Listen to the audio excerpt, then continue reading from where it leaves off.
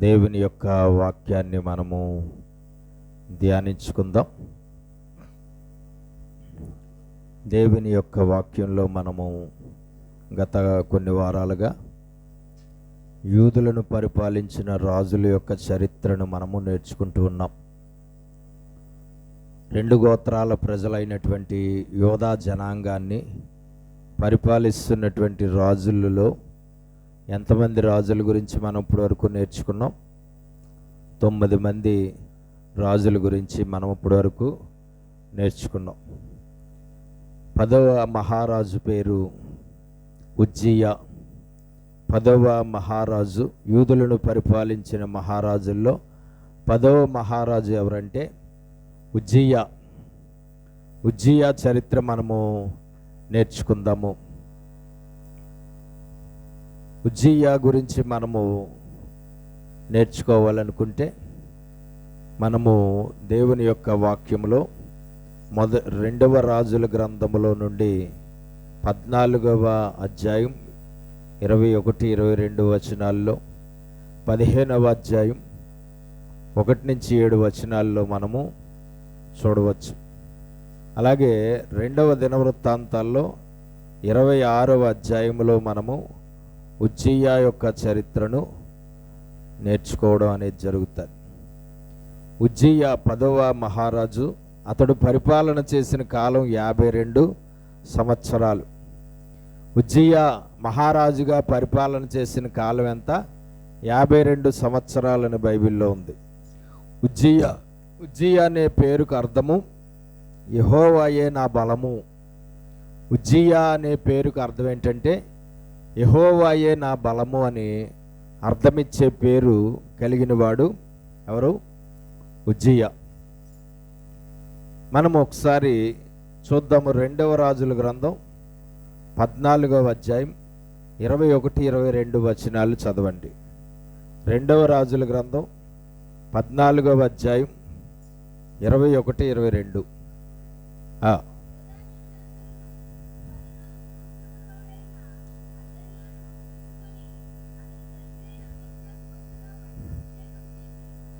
అతని తండ్రి అయిన అబజ్యాకు బదులుగా అతనికి పట్టాభిషేకం చేసి. ఇక్కడ ఏ పేరు కనబడుతుంది మనకి?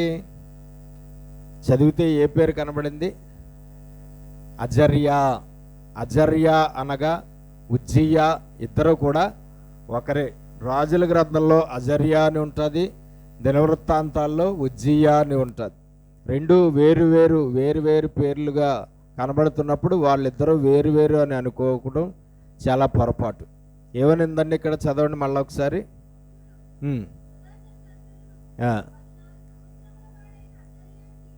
16 సంవత్సరాల వయసు ఉన్నప్పుడు అతడికి మహారాజుగా పట్టాభిషేకము చేశారు. అజర్యా అని ఇతనికి పేరు కూడా ఉన్నది. అజర్యా, ఉజ్జియా ఇద్దరు ఒకరే. అజర్యా అనగా ఉజ్జియా ఇద్దరు కూడా ఒకరే.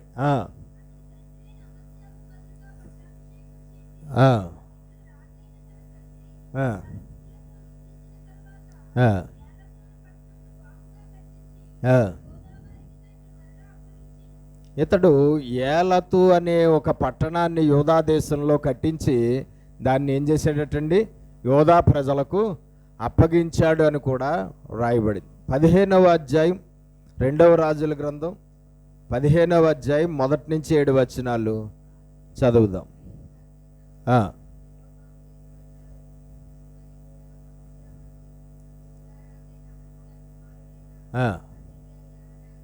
అమజ్యా కుమారుడైన అజర్యా అని ఇక్కడ కనబడుతూ ఉంది.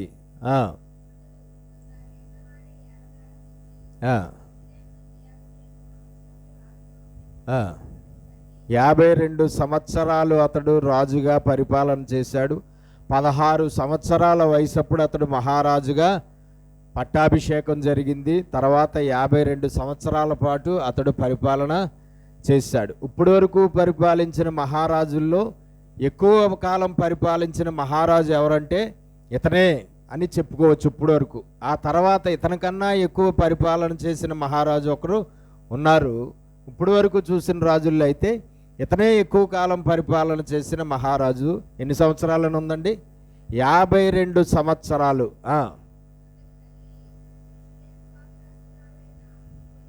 ఉమ్.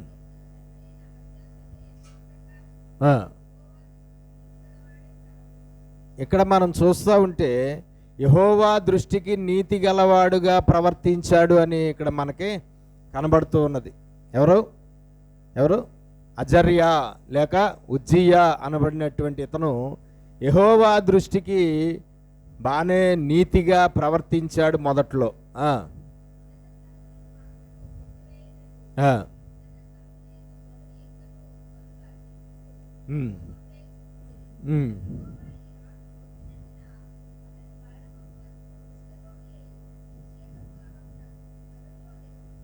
యెహోవా ఈ రాజును మొత్తినందున అతడు కుష్ఠరోగి అయిపోయాడు అని బైబిల్లో వ్రాయబడు. ఎందుకు మొత్తాడో, ఏం పాపం చేశాడో, ఎందుకు దేవుడు మొత్తాడో, ఎందుకు దేవుడు కుష్ఠరోగాన్ని పంపించాడో, ఎందుకు చనిపోయే వరకు కుష్ఠరోగంతో అతడు బాధపడ్డాడో, ఆఖరికి చివరికి ఆ కుష్ఠరోగంతోనే అతడు ఎందుకు చనిపోయాడు అన్నది రాజుల గ్రంథంలో లేదు, కానీ దినవృత్తాంతాల్లో అది మనకి కనబడుతుంది. ఇక్కడైతే మనకి ఏం కనబడుతుందంటే యెహోవా ఈ రాజును మొత్తాడు. మొత్తడం వల్ల ఏమైంది? కుష్ఠరోగం అతనికి వచ్చింది. చచ్చిపోయే వరకు ఆ కుష్ఠరోగము తగ్గలేదు. దేవుడి ద్వారా కొంతమందికి కొన్ని రకాలైన జబ్బులు వస్తాయి. వారు చేసిన పాపాలను బట్టి దేవుడు వారిని మొత్తుతాడు కొన్ని రకాల జబ్బులు పెట్టి. ఆ జబ్బులు కొంతమందికి కొన్ని రోజుల తర్వాత, కొన్ని నెలల తర్వాత, కొన్ని సంవత్సరాల తర్వాత తగ్గుతాయి. కొంతమందికి అయితే ఆ జబ్బులు చనిపోయే వరకు తగ్గవు. చనిపోయే వరకు కూడా ఆ జబ్బులు తగ్గవు కొంతమందికి. చివరికి ఆ జబ్బులతోనే వాళ్ళు చనిపోవడం అనేది కూడా జరుగుతుంది. అది పూర్తిగా దేవుడి ఆధీనంలో ఉంటుంది. అది పూర్తిగా వారు చేసిన పాపాల మీద ఆధారపడి ఉంటుంది అన్నమాట.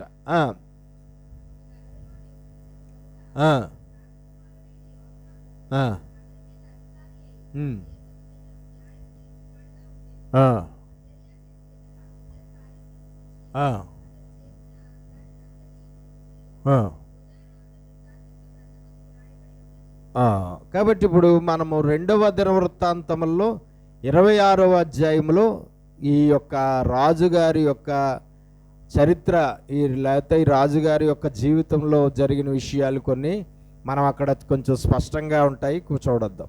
2వ రాజుల గ్రంథం 26వ అధ్యాయం మొదటి నుంచి చదవండి. 2వ రాజుల గ్రంథం 26వ అధ్యాయం మొదటి నుంచి.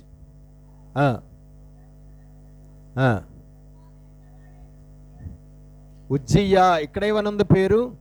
ఉజ్జియా అని ఉంది. రాజుల గ్రంథంలో ఏమనుంది పేరు? అజర్యా అని ఉంది. కాబట్టి అజర్యా, ఉజ్జియా ఇద్దరు ఒకరే.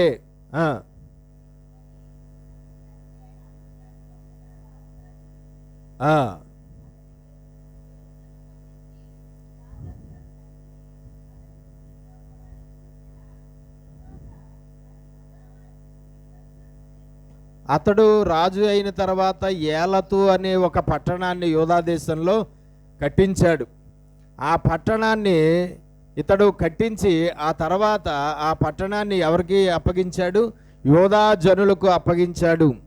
యూదా ప్రజలు ఆ పట్టణంలో నివసించి ఆ పట్టణాన్ని స్వతంత్రించుకోవడం అనేది జరిగింది.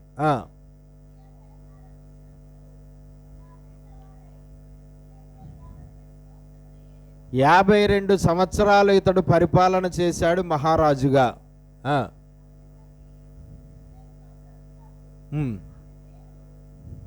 ఎకొల్యా, ఆమె పేరు ఏంటండి? ఎకొల్యా.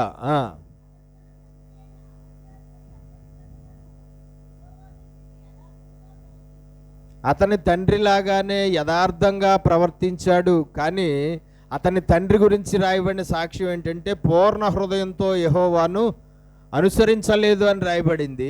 అతనిలాగానే ఇతను కూడా యథార్థవంతుడుగా నీతివంతుడుగా ప్రవర్తించాడు. కానీ సేమ్ తండ్రిలాగానే పూర్ణ హృదయంతో యెహోవాను అనుసరించలేని వాడిగానే ఇతను కూడా ఉన్నాడు తన జీవితంలో.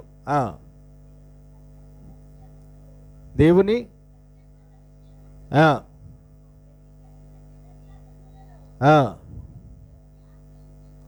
చూడండి, దేవుని ప్రత్యక్షత కలిగిన తెలివి కలిగిన జకర్యా దినములలో. అంటే ఎవరు? జకర్యా ఎవరు? యాజకుడు. జకర్యా ఎవరండి? యాజకుడు.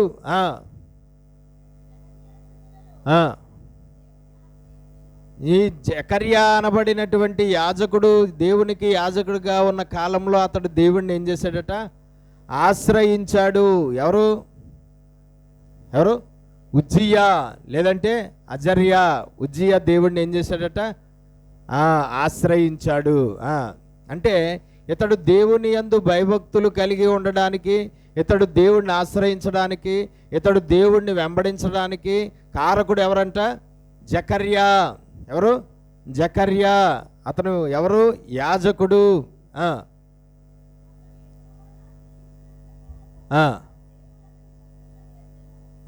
దేవుణ్ణి ఆశ్రయించినంత కాలము దేవుడు అతన్ని ఏం చేశాడట? వర్ధిల్ల చేశాడు. ఎవరు? ఎవరు ఆశ్రయించినంత కాలం? ఉజ్జియా. ఉజ్జియా దేవుణ్ణి ఆశ్రయించినంత కాలము కూడా దేవుడు అతన్ని ఏం చేశాడట? వర్ధిల్ల చేశాడు.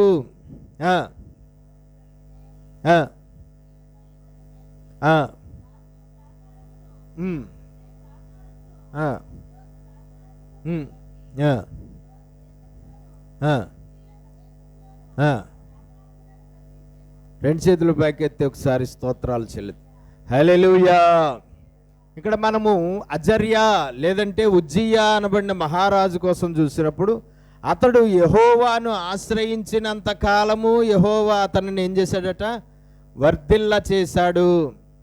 ఇక్కడ ఆశ్రయించడము అంటే ఏమిటి? వర్ధిల్ల చేయడం, వర్ధిల్లడం అంటే ఏంటో మీకు తెలిసిన అర్థాలు నాకు చెప్పండి. యెహోవాను ఆశ్రయించడం అనే మాటలకు వెనకాల ఉన్న అర్థాలు, ఏ ఏ పనులు యెహోవాను ఆశ్రయించడం అనే దాంట్లోకి వస్తాయి? యెహోవాను ఆశ్రయించడం అనే దాంట్లోకి ఏ ఏ పనులు వస్తాయి? ఏంటండి చెప్పండి. యెహోవాను ఆశ్రయించడం అంటే ఏంటి? ఏంటి చూడండి, యెహోవాను ఆశ్రయించడం అనే దాంట్లో చాలా పనులు వస్తాయి. దేవుని యందు యెహోవా యందు విశ్వాసం ఉంచడము యెహోవాను ఆశ్రయించడం అనే దాంట్లోకి వస్తుంది. యెహోవా యందు భయభక్తులు కలిగి జీవించడము కూడా యెహోవాను ఆశ్రయించడం అనే దాంట్లోకి వస్తుంది. యెహోవా మీద ఆధారపడి, యెహోవా మీద ఆనుకుని, యెహోవాకు నచ్చినట్లుగా, యెహోవా చెప్పినట్లుగా జీవించడం అనేది కూడా యెహోవాను ఆశ్రయించడం అనే దాంట్లోకి వస్తుంది. యెహోవా ఇచ్చిన ధర్మశాస్త్రం ఏదైతే ఉందో ఆ ధర్మశాస్త్రాన్ని అతడు అనుసరించి నడవడం అనే దాన్ని కూడా యెహోవాను ఆశ్రయించడం అనే దాంట్లోకి వస్తుంది. దేవునికి స్తోత్రం కలుగునుగా. ఇక్కడ ఉజ్జియా అనబడినటువంటి ఈ మహారాజు యెహోవాను ఆశ్రయించినంత కాలము కూడా దేవుడు అతన్ని ఏం చేశాడట? వర్ధిల్ల చేశాడు. దేవునికి స్తోత్రం కలుగునుగా. దేవుణ్ణి ఆశ్రయించిన కారణంగా, దేవుని యందు భయభక్తులు కలిగి ఉన్న కారణంగా, దేవుని దృష్టికి యథార్థవంతుడుగా జీవిస్తున్న కారణంగా, దేవునికి వాక్య ప్రకారంగా నడుచుకుంటున్న కారణంగా, దేవుని సేవకుడు ఒక యాజకుడు ఉన్నాడు. ఆ యాజకుడు ఆధీనంలో, ఆ యాజకుడు పర్యవేక్షణలో దేవుని మార్గంలో బాగా నడుస్తున్నాడు. ఆ కారణంతో దేవుడు అతన్ని ఏం చేశాడట? వర్ధిల్ల చేశాడు. దేవునికి స్తోత్రం కలుగును.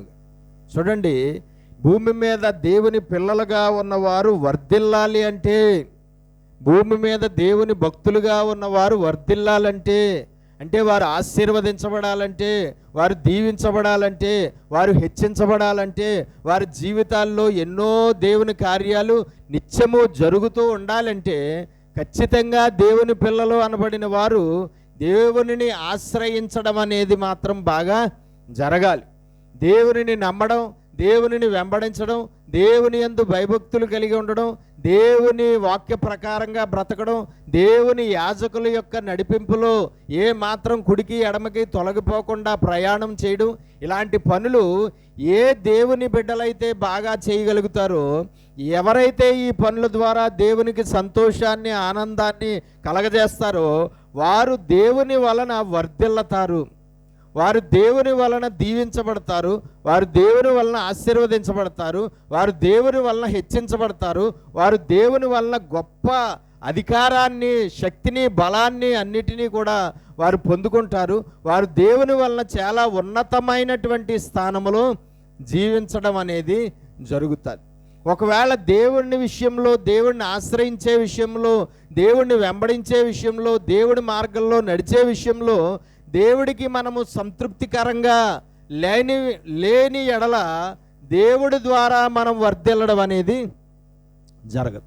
చాలామంది క్రైస్తవులు దేవుని విషయంలో, దేవుడిని ఆశ్రయించే విషయంలో, దేవుడిని వెంబడించే విషయంలో, దేవుడి యందు భయభక్తులు కలిగి ఉండే విషయంలో సరిగ్గా దేవునికి సంతృప్తికరంగా ఉండలేరు. కానీ వారు రోజు దేవుడికి ప్రార్థన మాత్రం, నన్ను ఆశీర్వదించు, నన్ను దీవించు, నన్ను హెచ్చించు, నన్ను అభివృద్ధిపరచు, నన్ను వర్ధిల్ల చేయి, నన్ను, నా కుటుంబాన్ని, నా సంపాదనను, నా దాన్ని నన్ను వర్ధిల్ల చెయ్యి, ఆశీర్వదించని అడుగుతూ ఉంటారు.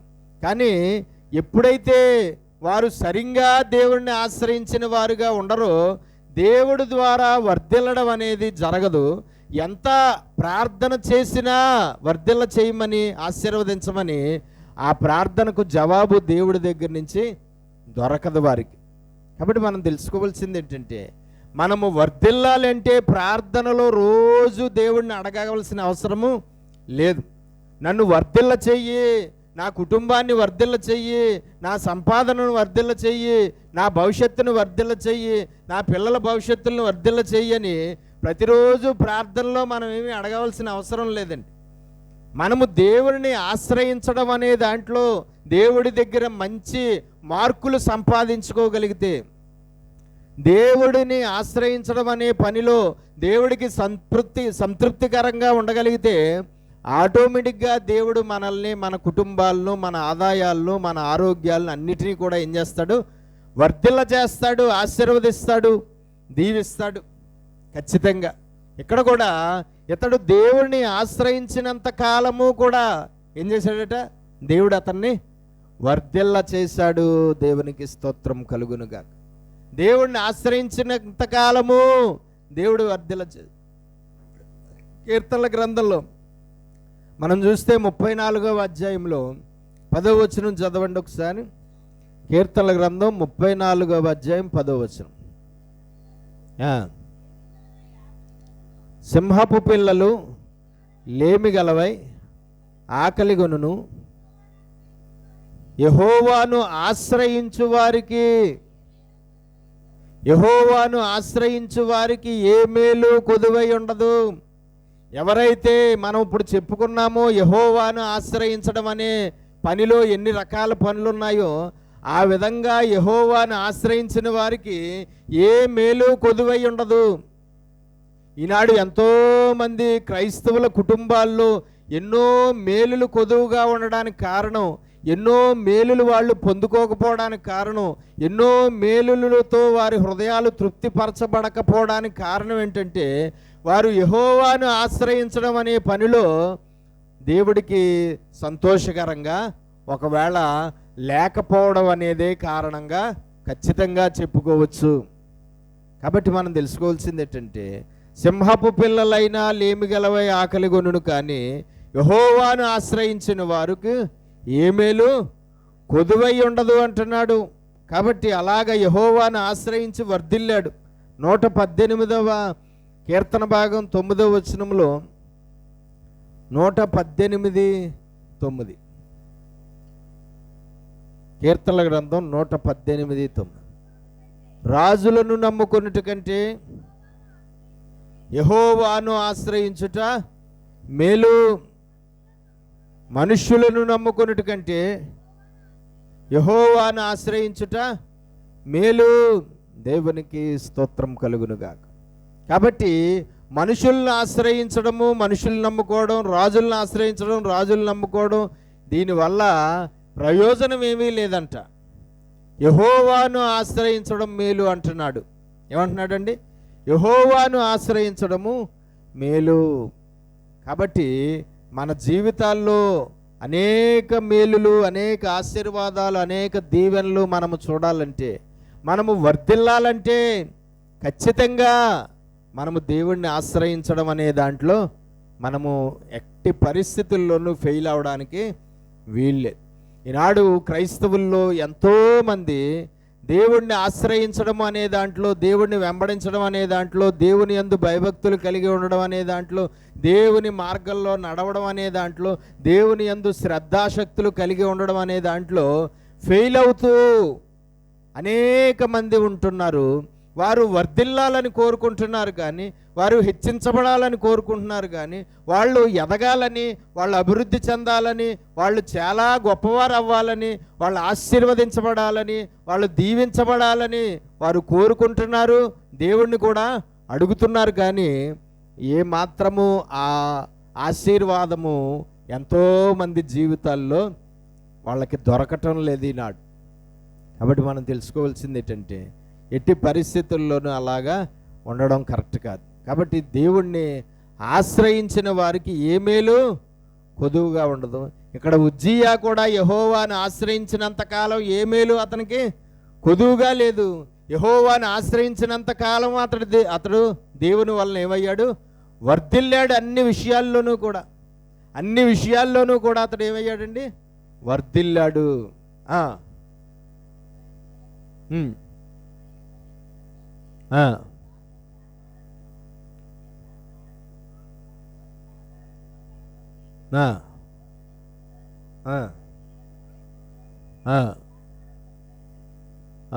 ఏవైతే అప్పటికి ఫిలిస్తీన్ల అండర్లో ఉన్నాయో ఆ పట్టణాలన్నిటినీ కూడా జయించి, ఆ పట్టణాలన్నిటినీ శత్రువులతో యుద్ధం చేసి వారిని ఓడించి, వాళ్ళ ఆధీనంలో, వాళ్ళ అండర్లో ఉన్నటువంటి ఆ పట్టణాలన్నింటినీ కూడా స్వాధీనం చేసుకుని, ఆ పట్టణాలన్నింటినీ కూడా బాగా కట్టించి, ఆ పట్టణాల్లో ప్రజలు, దేవుని ప్రజలైన ఇశ్రాయేలీలు నివసించేలాగా, వాళ్ళు ఆ పట్టణాలను స్వతంత్రించుకునేలాగా ఎంతో గొప్పగా అతడు సహాయం చేశాడు.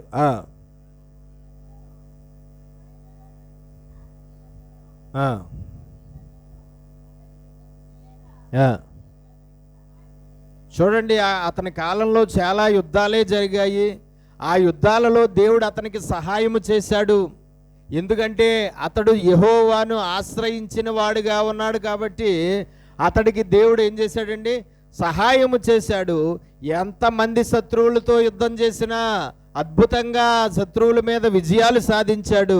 అద్భుతంగా అతడు తన యొక్క పట్టణాలను స్వాధీనం చేసుకోగలిగాడు.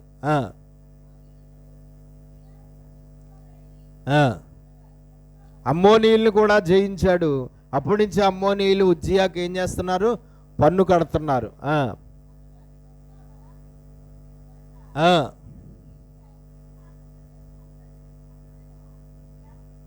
అతడు యెహోవాను ఆశ్రయించిన వాడుగా ఉన్నాడు కాబట్టి అధికముగా బలాభివృద్ధి పొందాడు. చాలా పలుకుబడి సంపాదించాడు. చాలా బలాన్ని, శక్తిని కలిగి ఉన్నాడు. చాలా రాజ్యాలను జయించాడు. చాలా యుద్ధాల్లో విజయాలు సాధించాడు. కాబట్టి అతని అండర్లో ప్రస్తుతం చాలా రాజ్యాలే ఉన్నాయి. ఈ విధంగా అతడు యెహోవాను ఆశ్రయించిన కారణంగా అతడు పేరు ప్రఖ్యాతులు చాలా గొప్పగా ఆ కాలంలో వినబడేలాగా దేవుడు చేశాడండి. దేవునికి స్తోత్రం కలుగును. మనిషి జీవితంలో డెవలప్మెంట్ అనేది ఖచ్చితంగా ఆ మనిషి మీద ఆధారపడి ఉండదు. మనిషి జీవితంలో డెవలప్మెంట్ అనేది ఆ మనిషి యొక్క తల్లిదండ్రుల మీద కానీ వాళ్ళ పూర్వీకుల మీద ఆధారపడి ఉండదు. ఒక మనిషి జీవితంలో డెవలప్మెంట్ అనేది ఆ మనిషి వెళ్ళే చర్చి మీద కూడా ఆధారపడి ఉండదు. ఒక మనిషి జీవితంలో డెవలప్మెంట్ అనేది ఖచ్చితంగా ఆ మనిషి దేవునిని ఆశ్రయించడం అనే పని మీద ఆధారపడి ఉంటుంది. దేవునిని ఆ మనిషి ఎంత బాగా వెంబడిస్తున్నాడో దాని మీద ఆధారపడి ఉంటుంది మనిషి జీవితంలో డెవలప్మెంట్ అనేది. ఈనాడు మనం కళ్ళతో చూస్తూ ఉంటే ఎంతోమంది క్రైస్తవుల జీవితాల్లో డెవలప్మెంట్ అనేది లేకుండా ఉండడం అనేది చూడవచ్చు. ఎన్నో సంవత్సరాలుగా దేవునిని వెతుకుతున్న వారుగా, దేవుని మార్గంలో నడుస్తున్న వారుగా ఉండొచ్చు, కానీ డెవలప్మెంట్ అనేది లేకుండా ఎన్నో సంవత్సరాలుగా డెవలప్మెంట్ అనేది లేకుండా అలాగా ఉన్నవారు చాలామందే ఉంటారు క్రైస్తవుల్లో. దానికి కారణం ఏంటంటే ఏ మాత్రము దేవుని ఆశ్రయించే విషయంలో సరైనటువంటి సంతృప్తికరమైన పరిస్థితి లేదు అని మనం ఒక కారణంగా చెప్పుకోవచ్చు.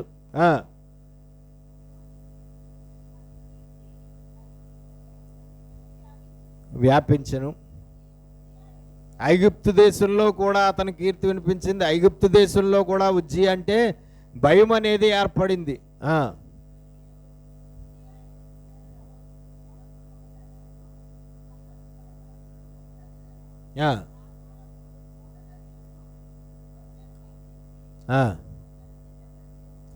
యెరూషలేము ప్రాకారములు ఏవైతే ఉన్నాయో ఆ ప్రాకారాలన్నిటి, యెరూషలేము ప్రాకారాన్ని కూడా చాలా అతడు బాగు చేశాడు. కొన్ని గుమ్మాలు ఏవైతే ఉన్నాయో యెరూషలేము ప్రాకారానికి, ఆ గుమ్మాల దగ్గర అతడు పాడైపోయిన స్థితిని అంతటినీ కూడా అతడు ఏం చేశాడండి, బాగు చేసి పటిష్టం చేశాడు. సెక్యూరిటీ పర్పస్ బాగా పటిష్టం చేశాడు.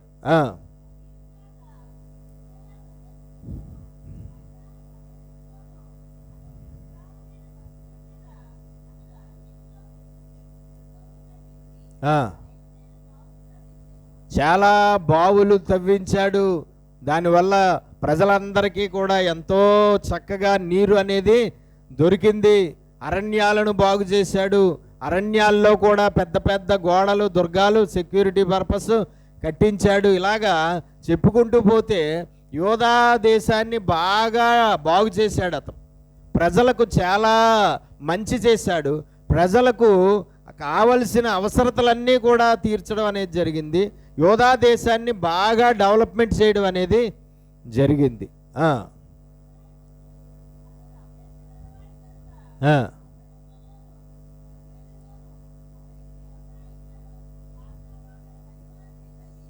వ్యవసాయాన్ని కూడా బాగా డెవలప్మెంట్ చేశాడు. వ్యవసాయం పట్ల అతడు చాలా ఆసక్తి కలిగి ఉండడం వల్ల ఆ దేశంలో వ్యవసాయం అనేది కూడా బాగా జరిగేలాగా చేశాడు.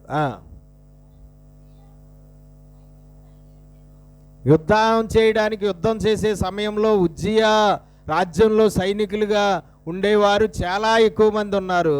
సైన్యాన్ని కూడా బాగా పటిష్టం చేశాడట. ఏంటండి? సైన్యాన్ని.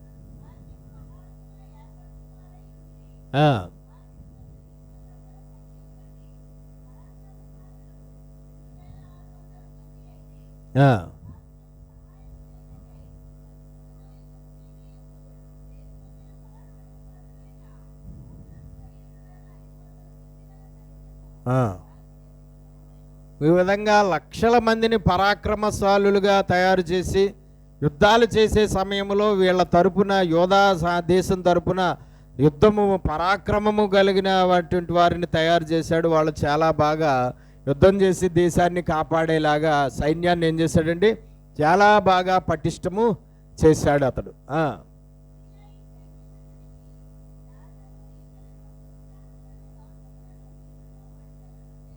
ఈ సైనికులకు కావలసిన ఆయుధాలు ఏవైతే ఉన్నాయో, యుద్ధాయుధాలు, ఆ యుద్ధాయుధాలన్నిటినీ కూడా బాగా అతడు సిద్ధం చేసి సైనికులకి ఇచ్చాడండి.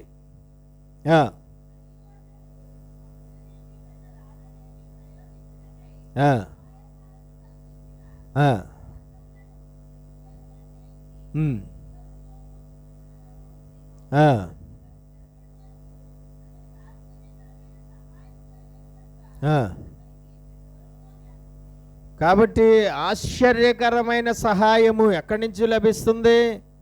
దేవుడి దగ్గర నుంచి. అతడు స్థిరపడ్డాడు అంటే దానికి కారణం ఎవరు? దేవుడు. అతడికి ప్రతి విషయములోనూ ఆశ్చర్యకరంగా సహాయ సహకారాలు అందుతున్నాయి. ఎవరు ఆశ్చర్యకరంగా ప్రతి విషయంలోనూ సహాయ సహకారాలు అందిస్తున్నాడు? దేవుడు. అతడు పేరు ప్రఖ్యాతులు సంపాదించాడంటే దానికి కారణం ఎవరు? దేవుడు. అతడు అన్ని విషయాలలోనూ చాలా వర్ధిల్లాడంటే దానికి కారణం ఎవరు? దేవుడు. దేవుడు ఎందుకు అలాగా అతన్ని ఆశీర్వదించాడు అంటే అతడు యెహోవాను ఆశ్రయించడం అనేది చాలా సంతోషకరంగా ఉన్నది దేవుడికి. అతడు యెహోవాను ఆశ్రయించడం అనేది ఎంతో సంతృప్తికరంగా ఉన్నది. అతడు పనులన్నీ కూడా దేవుడికి చాలా సంతోషాన్ని ఇస్తున్నాయి. అతని భయభక్తులు దేవుడికి చాలా సంతోషాన్ని ఇస్తున్నాయి. అతడి జ్ఞానము దేవుడికి చాలా సంతోషం ఇస్తుంది. ప్రజల పట్ల అతడు కలిగి ఉన్న భారం చాలా సంతోషాన్ని ఇస్తుంది. దేశాన్ని అన్ని కోణాల్లోనూ డెవలప్మెంట్ చేసిన పరిస్థితి దేవుడికి చాలా సంతోషాన్ని ఇస్తుంది. ఈ విధంగా అతడి ప్రవర్తన, అతని క్రియలు, అతని స్వభావం, అతని నడవడిక, అతని యొక్క భక్తి అన్నీ కూడా దేవుడికి చాలా సంతోషకరంగా ఉన్న కారణంతో దేవుడు ఆశ్చర్యకరమైన సహాయ సహకారాలు ఎప్పటికప్పుడు అందిస్తూ వస్తున్నాడు దేవుడు.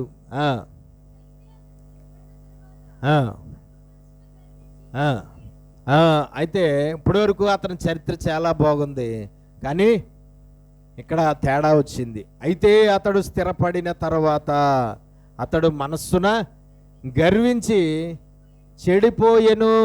రెండు చేతులు పైకెత్తి స్తోత్రాలు చెల్లిద్దాం. హల్లెలూయా. అతడు స్థిరపడిన తర్వాత, అన్ని విషయాల్లోనూ అతడు వర్ధిల్లిన తర్వాత, ఏ విధంగానూ ఏ లోటు లేని విధంగా అతడు ఉన్న తర్వాత అతడు హృదయములో ఏమొచ్చిందంట? గర్వము అనేది వచ్చిందంట. అతని హృదయములో, అతని మనస్సులో గర్వం అనేది వచ్చింది. ఆ గర్వం అనేది క్రియారూపకంగా ఏదో పని చేసింది. ఆ క్రియారూపకమైన గర్వముతో అతడు చెడిపోయాడు, పడిపోయాడు, లేదంటే పతనం అయిపోయాడు అని చెప్పుకోవచ్చు. చూడండి, అతడు స్థిరపడిన తర్వాత అతడు హృదయంలో గర్వము అనేది వచ్చి అతడు ఏమయ్యను అని రాయబడింది? చెడిపోయెను. దేవునికి స్తోత్రం. చూడండి, దేవుని ప్రజలుగా ఉన్నవారు దేవుని వలన ఆశీర్వదించబడే కొలిది దేవునికి చాలా ఒదిగి ఉండడం అనేది జరగాలి.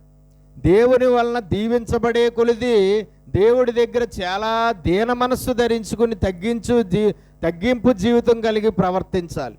దేవుడు ఆశీర్వదించే కొలిది, దేవుడు హెచ్చించే కొలిది, దేవుడు వర్ధిల్ల చేసే కొలిది, దేవుడు అభివృద్ధి పరిచే కొలిది, దేవుడు అద్భుత కార్యాలు చేసే కొలిది ఇంకా ఇంకా ఎక్కువగా దేవుడి యందు విశ్వాసము, ఇంకా ఇంకా ఎక్కువగా దేవుడి యందు ప్రేమ, ఇంకా ఇంకా ఎక్కువగా దేవుని యందు భయభక్తులు కలిగి, ఇంకా ఇంకా ఎక్కువగా దేవుడి ఎదుట దీన మనస్సు కలిగి, దేవుడి దగ్గర ఒదిగి ఉండి దేవుని మార్గంలో ప్రయాణం చేయాలి తప్ప, డెవలప్మెంట్ అయిన తర్వాత ఆ డెవలప్మెంట్ని బట్టి అహంకారం, గర్వం అనేది వస్తే ఖచ్చితంగా అదే దేవుడి ద్వారా మళ్ళా నాశనాన్ని చూడవలసిన పరిస్థితి వస్తుంది. ఈనాడు కూడా మనము చూస్తే బైబిల్లో కూడా చాలామందే ఉన్నారు అలాంటి దేవుని వలన ఆశీర్వదించబడిన తర్వాత వాళ్ళు తర్వాత చాలా అహంకారులుగా మారిపోయి పడిపోయిన వారు, చాలా గర్విష్ఠులుగా మారిపోయి పడిపోయిన వారు, చాలా దేవునికి విరోధమైన తప్పులు చేసి జారిపోయిన వారు, ఇలాంటి వారు బైబిల్లోనూ చాలామంది ఉన్నారు. నేటి సార్వత్రిక సంఘంలో, సేవకుల్లో కానీ విశ్వాసుల్లో కూడా కానీ చాలామందే కనబడుతూ ఉన్నారు. కానీ మనము దేవుడి దగ్గర గర్వపు హృదయముతో దేవుణ్ణి లెక్క చేయలేని విధంగా మనం మారిపోవడానికి కాదు దేవుడు మనల్ని ఆశీర్వదించేది, దేవుడు మనల్ని దీవించేది, దేవుడు మనల్ని హెచ్చించేది, దేవుడు మనల్ని వర్ధిల్ల చేసేది. దేవుడు అంటే లెక్కలేనితనంగా మనం మారిపోతామని కాదు, ఇంకా ఇంకా దేవుడికి బాగా విధేయులు అవడం కోసం అవుతామని దేవుడు ఆశిస్తాడు. కానీ ఎంతోమంది ఇంకా దేవుడి దగ్గర విధేయులుగా మారవలసిన వారు కొంచెం డెవలప్మెంట్ అయిన తర్వాత, కొద్దిగా వర్ధిల్లడం జరిగిన తర్వాత, కొద్దిగా మంచి స్థితికి వెళ్ళిన తర్వాత దేవుణ్ణే లెక్క చేయలేని వారుగా అయిపోతూ ఉంటారు, దేవుణ్ణే విడిచిపెట్టేసేవారుగా అయిపోతారు, దేవుణ్ణే వదిలేసేవారుగా అయిపోతారు, దేవుణ్ణే సేవించడం మానేసేవారుగా అయిపోతారు, దేవుడితో సహవాసం చేయడానికే సమయము లేనివారుగా అయిపోతారు, దేవుని మందిరానికి వెళ్ళడానికే తీరిక లేని పరిస్థితి వచ్చేస్తూ ఉంటుంది, దేవుడు వాక్యం చదవడానికే అవకాశం లేని పరిస్థితి వస్తాయి, దేవునికి ప్రార్థన చేయడానికే తీరిక లేని పరిస్థితి వచ్చేస్తుంది, దేవుడి మార్గంలో నడవడానికే ఏ మాత్రం ఇష్టపడని పరిస్థితి అనేది కొంతమందికి వచ్చేస్తూ ఉంటుంది. ఎప్పుడైతే అలాంటి పరిస్థితులు మన జీవితాల్లో చోటు చేసుకుంటాయో అప్పుడు ఖచ్చితంగా ఏ దేవుడైతే మనల్ని వర్ధిల్ల చేశాడో ఆ దేవుడే ఇచ్చిన వర్ధిల్లు చేసి ఇచ్చిన ఆశీర్వాదాలన్నీ తీసివేసి చాలా దారుణాతి దారుణమైన స్థితికి మనల్ని తొక్కేయడం అనేది జరుగుతుంది. కాబట్టి మనం తెలుసుకోవాల్సింది ఏంటంటే ఇతడు స్థిరపరచబడిన తర్వాత మనస్సున గర్వించి అతడు ఏమైనా చెడిపోయెను. దేవునికి స్తోత్రం కలుగును గాక. ఏం చేశాడో గర్వంతో చూద్దాం. ధూపపీఠం మీద ధూపం వేయుటకై యెహోవా మందిరంలో ప్రవేశించి తన దేవుడైన యెహోవా మీద ద్రోహము చేయగా. ఏంటి అతని హృదయంలోకి వచ్చిన గర్వం? ఏంటి అతని మనసులోకి వచ్చిన గర్వం? ఏంటి అతడు గర్వంతో చేసిన క్రియ ఏంటి? ఏం చేశాడట మహారాజు? మందిరంలోకి వెళ్ళాడు. మందిరంలోకి వెళ్ళొచ్చా? ఎవరు వెళ్ళాలి మందిరంలోకి వెళ్ళడానికి? ఎవరికి అనుమతి ఉందా ఆ కాలంలో? ఎవరికండి? యాజకులకు మాత్రమే. ఎవరికి అనుమతి ఉంది మందిరంలోకి వెళ్ళడానికి? యాజకులకు మాత్రమే. మందిరం యొక్క కాంపౌండ్లో ఎంతమంది అయినా ఉండొచ్చు, కానీ మందిరం లోపల ప్రదేశంలోనికి రాజు కానీ, రాణి కానీ, మంత్రులు కానీ, సైనికులు కానీ, సైన్యాధిపతులు కానీ, సహస్రాధిపతులు కానీ, ప్రజలు కానీ ఎవ్వరూ మందిరం లోపలికి ఎంట్రన్స్ అవ్వడానికి వీలు లేదు. మందిరం ఇదైతే మందిరం చుట్టూ పెద్ద కాంపౌండ్ ఉంటుంది. ఆ కాంపౌండ్లో ప్రజలు ఉండొచ్చు. ఆ కాంపౌండ్లో బలులు అర్పించే కార్యక్రమం జరుగుతుంది. అందులో బలులు తెచ్చి అర్పించవచ్చు, కానీ లోపలికి వెళ్ళకూడదు. కానీ ఏం చేశాడట మహారాజు ఏం చేశాడట? యెహోవా మందిరం లోపలికి ప్రవేశించాడు. వెళ్ళొచ్చా? వాక్య ప్రకారంగా, ధర్మశాస్త్రంలో ఉన్న ఆజ్ఞ ప్రకారంగా మందిరం లోపలికి రాజు వెళ్ళొచ్చా? వెళ్ళకూడదు. వెళ్ళాడు. వెళ్ళి ఏం చేశాడు?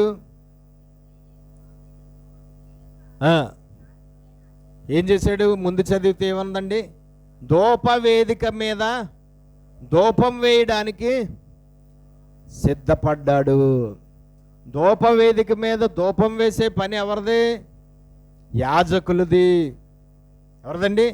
ధూపవేదిక మీద ధూపం వేసే పని రాజుది కాదు, రాణిది కాదు, ప్రజలది ఎవరిది కాదు. ధూపవేదిక మీద ధూపం వేసే పని ఎవరిది? యాజకులది.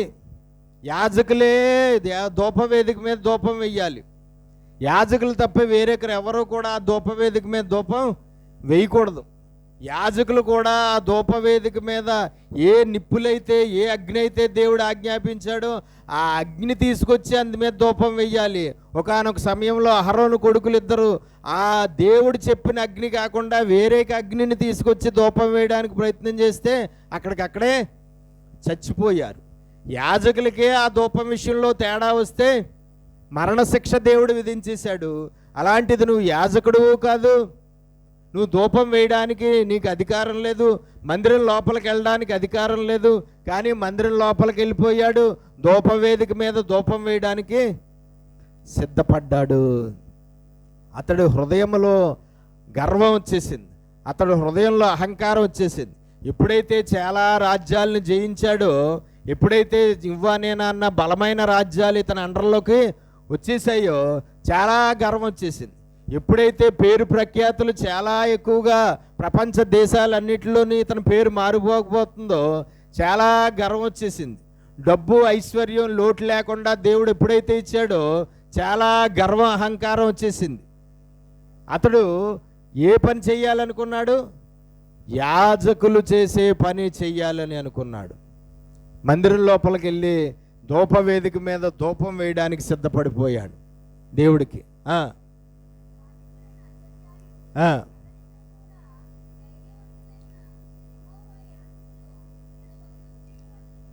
80 మంది యాజకులు అతని వెనకాలే త్వరగా మందిరం లోపలికి వచ్చి రాజైన ఉజ్జియాను ఎదిరించి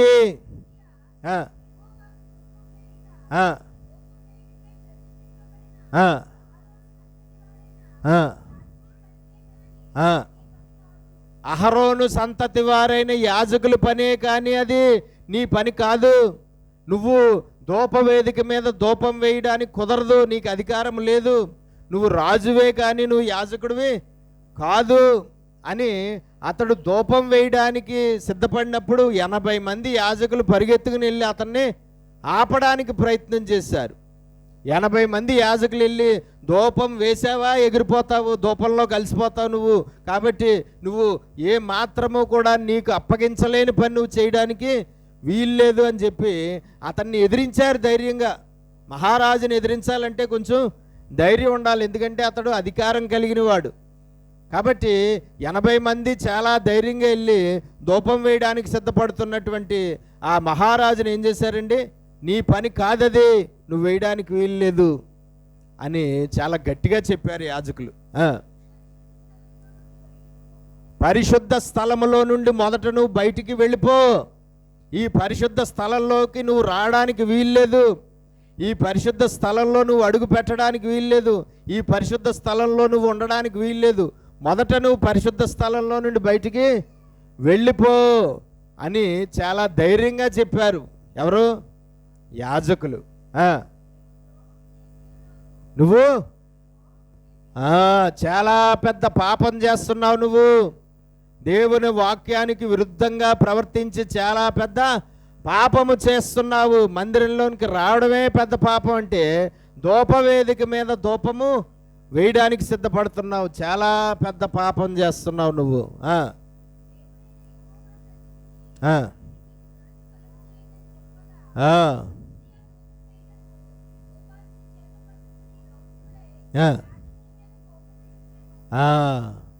యాజకులు 80 మంది అతన్ని నివారించడానికి ప్రయత్నం చేసిన యాజకులైన 80 మంది మాట కూడా వారు ఏం చేయలేదండి, అతను ఆలకించలేదు.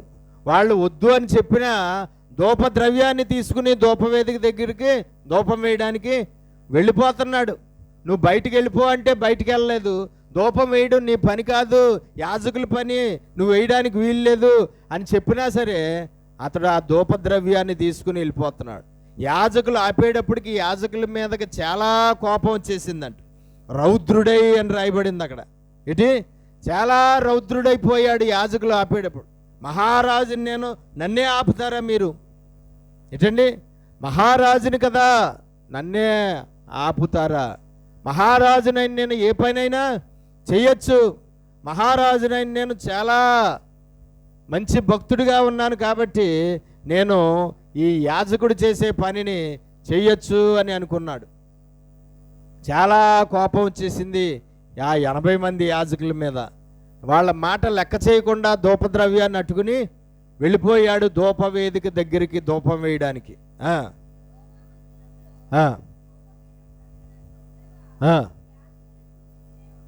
యాజకులు చూస్తూనే ఉన్నారు. దేవుని యొక్క శిక్ష వెంటనే అమలైపోయింది ఉజ్జియా శరీరం మీద. ఏంటండి, ధూపం వెయ్యకముందే ధూపవేదికి పక్కకి వెళ్ళి ధూపం వేయడానికి రెడీ అవ్వాడు. యాజకులు చూస్తూనే ఉన్నారు, ఏమైపోతాడో ఈయన అనుకుంటున్నారు. అప్పటికప్పుడే వచ్చేసింది ఏంటి, కుష్టు రోగం వచ్చేసింది అతనికి. ఏమొచ్చిందండి? ఎవరు పంపించారు కుష్ఠరోగం? ఎవరు? దేవుడు. ఎవరు ఇతన్ని అంతకుముందు వర్ధిల్ల చేసింది? ఎవరు ఇతనికి ఐశ్వర్యాన్ని ఇచ్చింది? ఎవరు ఇతనికి పేరు ప్రఖ్యాతులు ఇచ్చింది? ఎవరు ఇతనికి శత్రువులందరూ ఇతనికి సరెండర్ అయిపోయేలాగా శత్రువుల మీద విజయాన్ని ఇచ్చింది? ఎవరు యుద్ధాల్లో గొప్ప సహాయం చేసింది? ఎవరు ఇప్పుడు కుష్ఠరోగం పెట్టింది? దేవుని పిల్లలకి అన్నీ దేవుడి దగ్గర నుంచే వస్తాయి. చాలామంది మంచేమో దేవుడి దగ్గర నుంచి వచ్చింది, చెడేమో దుష్టుడి దగ్గర నుంచి వచ్చింది అనుకుంటారు, కానీ అస్సలు అది నిజం కాదు. దేవుడి పిల్లలకి వచ్చేది మంచైనా చెడైనా ప్రతీదీ దేవుడి దగ్గర నుంచే వస్తుంది. దేవుడి దగ్గర నుంచే అది పంపించబడి దేవుడిది అనుమతితోనే అది వస్తుంది తప్ప దేవుడిది మంచేమో దేవుడిది, చెడ్డేమో దుష్టుడిది కానే కాదు ఎప్పుడు. కాబట్టి అక్కడికక్కడే అతని కుష్ఠరోగం వచ్చేసింది. అక్కడికక్కడే అతడు కుష్ఠరోగం పాలైపోయాడు. దేవునికి స్తోత్రం కలుగును గాక. ఏమైంది చదవండి. అతడి నొసటన పుట్టెను. అండ్ అంత స్పీడ్గా వస్తుందా కుష్ఠరోగం? కుష్ఠరోగం గురించి తెలుసా ఎవరికైనా? కుష్ఠరోగం గురించి తెలుసా? దానికి ఈరోజు కూడా మందు లేదు. ఈ రోజు కూడా మందు లేదండి. ఈ రోజు కూడా కుష్ఠరోగం వచ్చిన వాడు కుష్ఠరోగంతో చచ్చిపోవాల్సిందే తప్ప కుష్ఠరోగం వచ్చిన వాడికి నయం చేసే మందు ఇప్పటికీ కనిపెట్టలేకపోయారు. ఇంత పెద్ద అద్భుతమైన ప్రపంచంలో, ఇంత చాలా ఆధునికత పెరిగిన ప్రపంచంలో ఈరోజు కూడా కుష్ఠరోగానికి మందు లేదు. ఈరోజు కూడా కుష్ఠరోగానికి ట్రీట్మెంట్ లేదు కదా. కుష్ఠరోగం అంత స్పీడ్గా వచ్చేస్తుందా? కుష్ఠరోగం అనేది అలాగ రెప్పపాట్లో ఒక్కసారి కనబడిపోతుందా? కుష్ఠరోగం పైకి కనబడాలంటే చాలా రోజుల కిందటి నుంచి లోపలది తయారవుతూ వస్తుంది. శరీరం లోపల చాలా కాలం నుంచి తయారై లోపల ఇన్ఫెక్షన్ తయారై పైకి అది కనబడేటప్పటికి కొన్ని సంవత్సరాలు పడుతుంది. కానీ ఇక్కడ లోపల ఎన్నో సంవత్సరాలు తయారై పైకి రాలేదు, కానీ క్షణంలో తయారైపోయి క్షణంలో వచ్చేసింది పైకి. ఎవరికి వచ్చింది? వచ్చింది మళ్ళా మామూలు వ్యక్తిగా. ఎవరికండి? మహారాజుకి. గర్వము ఏం తీసుకొచ్చి పెట్టింది? మహారాజుకి గర్వం ఏం తీసుకొచ్చి పెట్టింది? కుష్ఠరోగాన్ని తీసుకొచ్చి పెట్టింది. సామెతల గ్రంథంలో ఒక మాట ఉంటుంది, మనందరికీ తెలుసు. నాశనమునకు ముందు గర్వము నడుచును, పడిపోవుటకు ముందు అహంకారమైన మనసు నడుచును కదండి. సామెతల గ్రంథంలో మనం చూస్తే నాశనానికి ముందు గర్వము అంటే, గర్వం వచ్చిందంటే గర్వంతో కూడిన ప్రవర్తన, గర్వంతో కూడిన క్రియలు, గర్వంతో కూడిన మాటలు కనబడ్డాయంటే తర్వాత మనిషికి వచ్చేదేంటి? నాశనమే. వాడు రాజు అయినా సరే, వాడు రాణి అయినా సరే, వాడు సేవకుడైనా సరే, వాడు విశ్వాస అయినా సరే, వాడు ప్రధానమంత్రి అయినా సరే, వాడు ముఖ్యమంత్రి అయినా సరే, వాడు చాలా ఐశ్వర్యవంతుడైనా సరే, వాడు చాలా భేదవాడైనా సరే, ఎవరికైనా సరే గర్వము అహంకారము వచ్చినాయి అంటే, ఆ గర్వంతో కూడిన ప్రవర్తన, అహంకారంతో కూడిన క్రియలు ఉన్నాయంటే తర్వాత వచ్చేదేంటి? ఆ మనిషికి నాశనము. ఏంటండి? నాశనమే వస్తుంది. ఇప్పుడు ఏమొచ్చింది? నాశనం వచ్చింది. ఏమొచ్చింది? కుష్ఠరోగం వచ్చింది. ఏమొచ్చింది? కుష్ఠరోగం అంటే ఆ కాలంలో ఎలాంటి కండిషన్స్ ఉన్నాయి? ఆ కాలంలో ధర్మశాస్త్రంలో కుష్ఠరోగం వచ్చిన మనుషులకి రూల్స్ అండ్ రెగ్యులేషన్స్ ఏమున్నాయి చెప్పండి ఒకసారి. ఏంటండి? ఊర్లో మనుషుల మధ్యలో నివసించడానికి వీల్లేదు. వాడు మహారాజు అయినా సరే, మహారాణి అయినా సరే, ఊరిలో మనుషుల మధ్యలో వాడి ఇల్లు ఉండడానికి వీల్లేదు. ఊరిలో మనుషుల మధ్యలో వాడు జీవించడానికి వీల్లేదు. కుష్ఠరోగం వచ్చిన వాడు ఎక్కడ జీవించాలి? ఊరి బయట. వాడి ఇల్లు ఎక్కడ ఉండాలి? ఊరి బయట. వాడు ఎక్కడ బతికున్నంతకాలం ఎక్కడ బతకాలి? ఊరి బయటే. అంటరాని వాడిగా బతకాలి. ఎవ్వడూ వాడి జోలికి వెళ్ళకూడదు, ఎవ్వడూ వాడిని చూడకూడదు, ఎవ్వడూ వాడిని ముట్టుకోకూడదు, ఎవ్వడూ వాడితో మాట్లాడకూడదు, ఎవ్వడూ వాడి మంచి చెడు చూడడానికి వీలు లేదు. ఇది కుష్ఠరోగం యొక్క రూల్స్ ధర్మశాస్త్రంలో. ఇప్పుడు మహారాజు గారి గతి ఏమైపోయిందండి మహారాజు గారి గతి? కాబట్టి మనం తెలుసుకోవాల్సింది ఏంటంటే, ఎట్టి పరిస్థితుల్లోనూ ఉండకూడదు. సామెతల గ్రంథంలో 29వ అధ్యాయం 23వ వచనం చదవండి ఒకసారి. సామెతలు 29:23. ఏంటండి?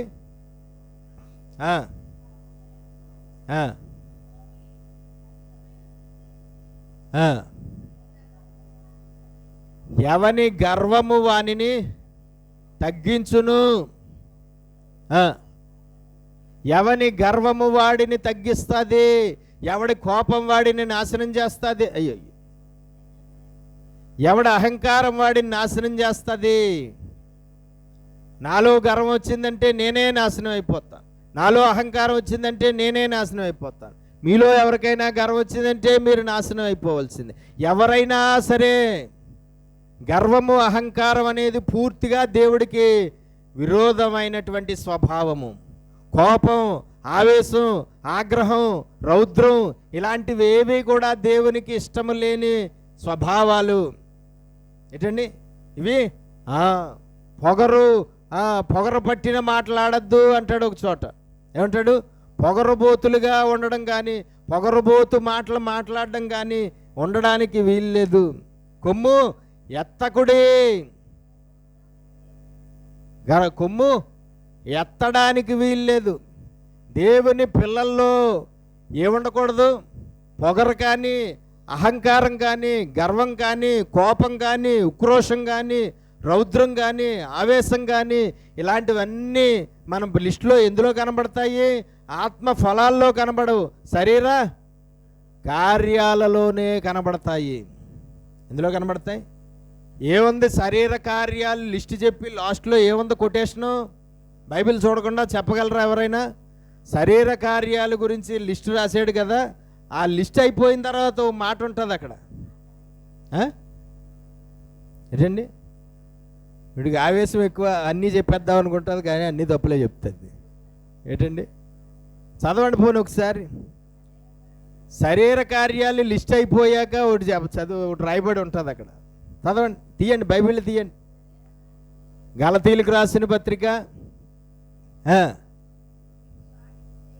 గలతీలకు రాసిన పత్రిక 5వ అధ్యాయం వచనం కూడా చెప్పండి. 19 తీయాలి బైబిల్ అందరూ, చదవండి. ఏమనగా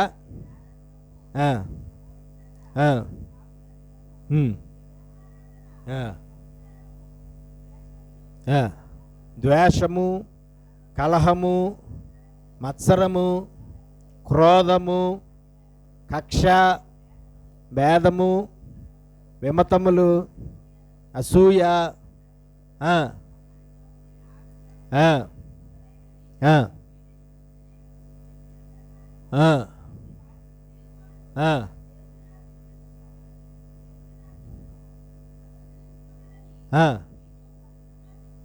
దేవునికి స్తోత్రం.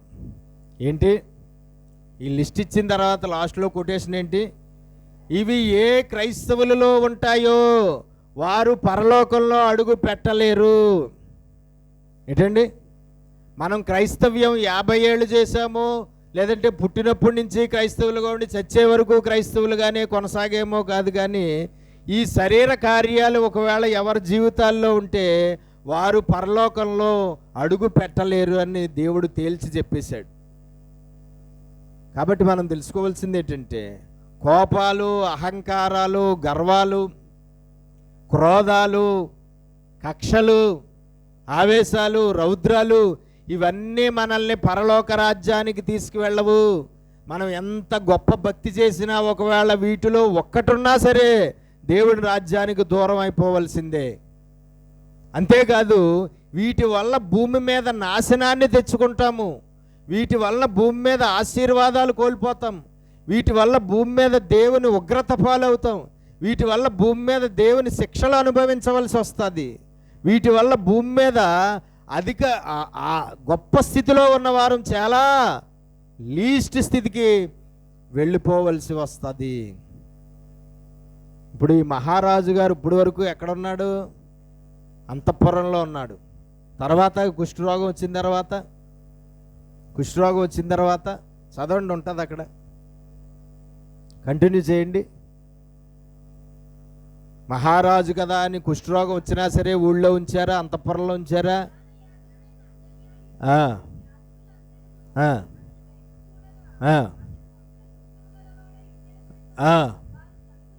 తడువు చేయకుండా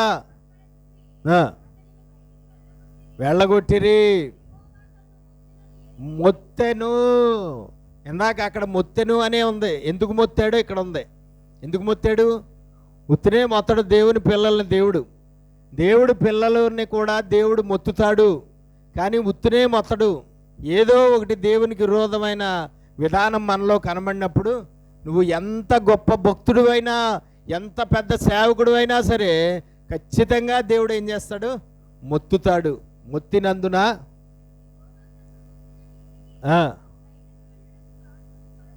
ఆయన కూడా రెడీ అయిపోయాడు. అప్పటి వరకు రెడీ అవ్వలేదు, కానీ శిక్ష వచ్చిన తర్వాత బయటికి వెళ్ళిపోవడానికి ఆయన కూడా రెడీ అయిపోయాడు రాజు. మరణ దినము వరకు 2 చేతుల పైకి స్తోత్రాలు చెల్లించండి. హల్లెలూయా. అతని జీవితంలో అతన్ని వర్ధిల్ల చేసిన ఆ దేవుడే అతడు చచ్చిపోయే వరకు అతడికి కుష్ఠరోగం ఉండేలాగా అతడికి కుష్ఠరోగాన్ని పెట్టాడు. చచ్చిపోయాడు కానీ కుష్ఠరోగం తగ్గలేదు అతనికి. మరణదినం వరకు కుష్ఠరోగి అయి ఉండును.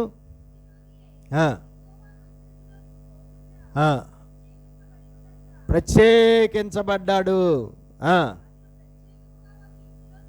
ఒక ఇంటిలో నివసించుచుండెను. ఆ ఇల్లు కూడా ఎక్కడుంది? ఊరి బయట ఉన్నది. ఇప్పుడు ఏకాకైపోయాడు. ఇప్పుడు దగ్గర కనీసం కుటుంబ సభ్యులు కూడా లేరు. ఎంత పేరు ప్రఖ్యాతులు సంపాదించిన వాడు, ఎంతగా వర్ధిల్లినవాడు, ఎంతగా ఆశీర్వదించబడినవాడు, ఎంతగా దీవించబడినవాడు ఇప్పుడు వెళ్ళి ఒకే ఒక్కడు కుష్ఠరోగం అయిపోయాడు. కాబట్టి ఒక్కడే ఒక ఇంట్లో ప్రత్యేకంగా ప్రజలతో సంబంధం లేకుండా, రాజ్యంతో సంబంధం లేకుండా, కుటుంబ సభ్యులతో సంబంధం లేకుండా చచ్చిపోయే వరకు ఆ కుష్ఠరోగంతో ఆ ఇంట్లో ఒక్కడే బతికి చివరికి ఏమైపోయాడు? చనిపోయాడు. ప్రారంభం చూస్తే ఉజ్జియా అది ఎంతో అద్భుతంగా ఉంది, కానీ ముగింపు చూస్తే ఎంతో ఘోరంగా ఉన్నది. కాబట్టి మనం తెలుసుకోవాల్సింది ఏంటంటే, ఎవని గర్వం వాడిని నాశనం చేస్తుంది, ఎవడి అహంకారం వాడిని నాశనం చేస్తుంది, ఎవడి పొగరు వాడిని నాశనం చేస్తుంది, ఎవరి గీర వారిని నాశనం చేస్తుంది, ఎవరి కోపం వారిని నాశనం చేస్తుంది అన్న సంగతి మనము తెలుసుకోవలసినటువంటి అవసరము ఉన్నది. యెహెజ్కేలు గ్రంథము 28వ అధ్యాయం 5వ వచనం ఒకసారి చదవండి. యెహెజ్కేలు గ్రంథము 28వ అధ్యాయం 5వ వచనం. నీకు కలిగిన జ్ఞానము వలన, నీకు కలిగిన వర్తకం అంటే నువ్వు చేస్తున్న వ్యాపారం వలన చాలా ఐశ్వర్యాన్ని నువ్వు నీ జ్ఞానంతో, నీ వ్యాపారంతో సంపాదించుకున్నావు. నీకు ఐశ్వర్యము కలిగినదని, ఐశ్వర్యం కలిగిన తర్వాత గర్వము వచ్చేసింది. ఏంటండి? ఐశ్వర్యం కలిగిన తర్వాత గర్వం వచ్చేసింది.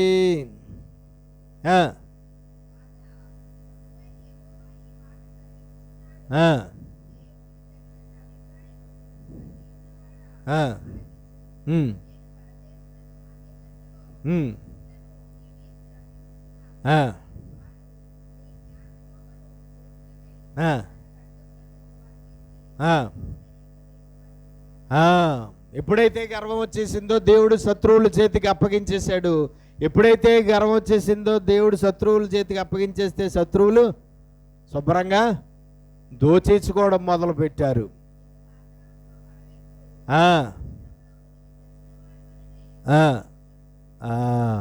అదనమాట.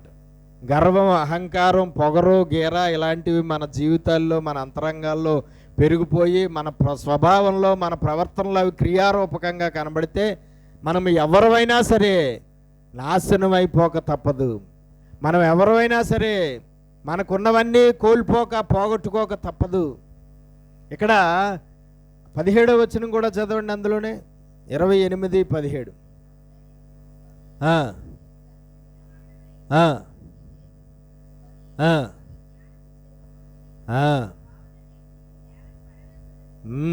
పడవేసెదను. కాబట్టి మనం తెలుసుకోవాల్సింది ఏంటంటే, ఎంత జ్ఞానం ఉన్నా, ఎంత భక్తి ఉన్నా, ఎంత గొప్ప అభిషేకం మన మీద పనిచేస్తున్నా, ఎంత గొప్ప సేవ చేస్తున్నా, ఎంత అందం మనలో ఉన్నా, ఎంత ఐశ్వర్యం మనకున్నా, మనం ఎప్పుడూ కూడా ఎలా ఉండాలి? ఏ మాత్రము గర్వము, అహంకారము ఇలాంటివి అనేవి మన జీవితాల్లో, మన క్రియల్లో, మన అంతరంగంలో దేవుడికి కనబడకుండా చూసుకోవాలి. వేటిని బట్టి అతిశయించడానికి వీల్లేదు. వేటిని బట్టి అహంకారం, గర్వం కలిగి ఉండడానికి వీల్లేదు. ఐశ్వర్యాన్ని బట్టి అహంకారం, గర్వం కలిగి ఉంటే దేవుడు ఏం చేస్తాడు? కాబట్టి మనం తెలుసుకోవాల్సింది ఏంటంటే, మనలో ప్రత్యేకతలు ఏమున్నా సరే, మనలో టాలెంట్లు ఏమున్నా సరే, మన భౌతిక స్థితి ఎంత గొప్పగా ఉన్నా సరే, మన ఆత్మీయ స్థితి ఎంత అద్భుతంగా ఉన్నా సరే, మన ఫైనాన్షియల్ స్థితి ఎంత గొప్పగా ఉన్నా సరే, ఎట్టి పరిస్థితుల్లోనూ ఏం రాకూడదు, మనలో అహంకారం గర్వం రాకూడదు. అహంకారం గర్వం అనేవి హృదయంలో చోటు చేసుకుంటే అవి క్రియారూపకంగా పనిచేస్తాయి. అవి ఏదో ఒక క్రియను చేస్తాయి. ఆ క్రియ దేవుని దృష్టికి పాపం అయిపోతుంది. ఆ పాపం వల్ల దేవుడు మొత్తుతాడు ఆ మనుషుల్ని. ఆ మొత్తడం అనేది ఒక్కోసారి చాలా దారుణంగా ఉంటుంది మనుషుల జీవితాల్లో. రాజైన ఉజ్జియాకు దేవుడు అతని గర్వాన్ని బట్టి, అతని అహంకారాన్ని బట్టి, అతని పొగరును బట్టి ఏం చేశాడు? కుష్ఠరోగం పెట్టేశాడు. కుష్ఠరోగంతోనే చచ్చిపోయాడు. చివరికి చచ్చిపోయే వరకు కుష్ఠరోగం తగ్గలేదు. కాబట్టి మనం తెలుసుకోవాల్సింది ఏంటంటే, ఏ మాత్రము కూడా ఎలాంటి గర్వము అహంకారం మనలో ఉండండి. యాకోబు పత్రికలో ఉంటుంది, దేవుడు అహంకారులను ఎదిరించి దీనులకు తన కృప అనుగ్రహిస్తున్నాడు. అహంకారం, గర్వం, పొగరు, గీర ఇలాంటివన్నీ చోటు చేసుకుంటే మన హృదయంలో కృప పోతుంది. దేవుని కృప మనకు దూరం అయిపోతుంది. దేవుని కృప దూరం అయిపోయిందంటే మనం నాశనం అయిపోవలసి వస్తుంది. కాబట్టి ఎట్టి పరిస్థితుల్లోనూ కూడా ఎలాంటిది ఉన్నా సరే మనలో ఏం రాకూడదు. ఉజ్జియాకు చాలా గర్వం, అహంకారం, చాలా పొగరు వచ్చేసింది. యాజకులు తప్ప నేను ఈ పని చేయకూడదు అని అనుకున్నాడా? నేను రాజుగా నేను ఉన్నాను, నేను యాజకుడిగా కూడా ఉంటాను అనుకున్నాడు. నేను యాజకత్వం కూడా చేసేస్తాను అనుకున్నాడు. నేను యాజకుడిగా మందిరంలోకి వెళ్ళిపోవచ్చు అనుకున్నాడు. నేను యాజకుడిగా దేవుడికి ధూపం వేసేస్తాను. దేవుడి మందిరంలోకి వెళ్ళడం, దేవుడికి ధూపం వేయడం మంచి పనిలా చెడ్డ పనిలా? అసలు మన దృష్టికి దేవుడు మందిరంలోకి వెళ్ళడం, దేవుడు ధూపవేదిక మీద ధూపం వేయడం మంచి పనిలా చెడ్డ పనిలా? మన దృష్టికి మంచి పనిలే. కానీ దేవుని దృష్టికి ఉజ్జియా మందిరంలోకి వెళ్ళడం, ఉజ్జియా ధూపవేదిక మీద ధూపం వేయడం దేవుని దృష్టికి ఏమైంది? పాపం అయిపోయింది. ఉజ్జియా జీవితం వర్ధిల్ల చేసిన వాడే నాశనం చేసేసాడు. ఎంతో గొప్ప స్థితికి తీసుకెళ్ళిన ఆ దేవుడే తీసుకెళ్ళి ఏం చేశాడు? మూలను కూర్చోబెట్టేశాడు. అతడికి కుటుంబం, అతడికి అందరూ కూడా దూరం అయిపోయారు. కాబట్టి మనం తెలుసుకోవాల్సింది ఏంటంటే, ఏ స్థితికి మనం వెళ్ళినా దేవుడి దగ్గర ఎలా ఉండాలి? ఒదిగి ఉండాలి. ఏ స్థితికి వెళ్ళినా దీన మనస్సు ధరించుకుని దీనులుగానే ఉండాలి. ఏ స్థితికి వెళ్ళినా ఎంతో తగ్గింపు జీవితంతో దేవుడి దగ్గర ఒదిగి ఉండాలి తప్ప ఎట్టి పరిస్థితుల్లోనూ కూడా ఉండకూడదు. కొంతమంది ఉంటారు, వాళ్ళ గర్వము, వాళ్ళ అహంకారము, వాళ్ళ గీర, వాళ్ళ పొగరు ఇవన్నీ కలిగి ఉండడానికి ఏమీ ఉండవు వాళ్ళ దగ్గర. అయినా సరే చాలా గీరగా, చాలా పొగరుగా, చాలా అహంకారంగా, చాలా గర్వంగా ఉంటారు. పోనీ చాలా డబ్బు, ఐశ్వర్యం ఉందా అంటే లేదు. నెల వచ్చేటప్పటికి లక్షల మీద సంపాదన ఏమన్నా ఉందా అంటే అది లేదు. పట్టుబడి నెల వచ్చేటప్పటికి 10,000, 20,000 కూడా సంపాదించలేరు. చాలా గీర, చాలా పొగరు, చాలా అహంకారం, చాలా గర్వం కలిగి ఉంటారు. ఎవరిని లెక్క చేయకుండా ఉంటారు. చాలా తలదురుస్తనంగా ప్రవర్తిస్తూ ఉంటారు. అటువంటి వారు ఏమవుతారంటే వాళ్ళ స్వభావాన్ని బట్టి వాళ్ళు రోజు రోజుకి కిందకి వెళ్ళిపోతూ ఉంటారు. వాళ్ళ స్థితిని బట్టి, వాళ్ళ మనస్తత్వాన్ని బట్టి, వాళ్ళ ప్రవర్తన బట్టి రోజు రోజుకి కిందకి వెళ్ళి చివరికి పాతాళానికి పడిపోతారు. కాబట్టి మనం తెలుసుకోవాల్సింది ఏంటంటే, ఏది ఉన్నా సరే అహంకారం, గర్వం ఉండకూడదని దేవుడు చెప్తే, ఏమీ లేకపోయినా సరే కొంతమంది చాలా చాలా అహంకారం, గర్వము అనేవి వాళ్ళ హృదయాల్లో కలిగి ఉండడం అనేది, వాళ్ళ ప్రవర్తనలో ఆ గర్వం, అహంకారం, ఆ గీర, పొగరు ఇవన్నీ కూడా చాలా స్పష్టంగా కనబడడం అనేది జరుగుతూ ఉంటుంది. అలాగే ఎవరైతే ఉంటారో వారు ఎప్పటికీ వర్ధిల్లలేరు. ఏ రూట్లోనూ వర్ధిల్లలేరు, ఏ విధానంలోనూ వర్ధిల్లలేరు, ఏ ఆశీర్వాదాన్ని దేవుడి దగ్గర నుంచి పొందుకోలేరు, ఏ దీవెనను కూడా దేవుడి దగ్గర నుంచి పొందుకోలేరు. కానీ రోజు రోజుకి డౌన్లోకి వెళ్ళిపోతూ ఉంటారు, వెనక్కి వెళ్ళిపోతూ ఉంటారు. కాబట్టి అటువంటి స్వభావాన్ని మన హృదయాల్లో మనం ఎప్పుడూ కలిగి ఉండడానికి వీల్లేదు. ఎప్పుడూ కూడా దీన మనస్సు ధరించుకుని ఉండాలి, దీనత్వం ధరించుకుని ఉండాలి, ఎంతో తగ్గింపు జీవితాన్ని కలిగి ఉండాలి. దేవుడి దగ్గర చాలా వినయమైన మనస్సు కలిగి విరిగి నలిగిన హృదయముతో దేవుణ్ణి వెంబడిస్తూ ఉండాలి తప్ప ఏ మాత్రం ఒక ఉజ్జీయలాగా మనము ఒకవేళ మన హృదయంలో మనం అటువంటి స్వభావాన్ని కలిగి ఉండి ఆ స్వభావంతో కూడిన క్రియలు మనము కలిగి ఉంటే ఎట్టి పరిస్థితుల్లోనూ కూడా మనము కొంచెం చూడండి, కొంతమంది మాటల్లోనే తెలిసిపోద్ది ఆ మనిషి చాలా పొగరబోతని, ఆ మనిషి చాలా గేరని, ఆ మనిషికి చాలా గర్వని, ఆ మనిషికి చాలా అహంకారం అని ఆ మనిషితో 10 నిమిషాలు మాట్లాడితేనే తెలిసిపోతుంది కొంతమందికి. బాబో వీడి చాలా గీరలాగా ఉంది, వీడి మాటలే చాలా టెంపర్గా ఉన్నాయి, వీడి మాటలే చాలా గీరగా ఉన్నాయి, వీడి చాలా మాటల్లోనే తెలిసిపోతుంది చాలా ఆ మనిషి. ఇప్పుడు ఆ స్వభావం అతని దృష్టికి చాలా, ఆమె దృష్టికి చాలా గొప్పదిగా, చాలా ఇదిగా కనబడుతుందేమో, కానీ దానివల్ల దేవుడి దగ్గర మనిషి ఏమైపోతాడు? నాశనం అయిపోతూ ఉంటాడు. మనం ఎప్పుడు కూడా అలాగా ఉండడానికి వీల్లేదు.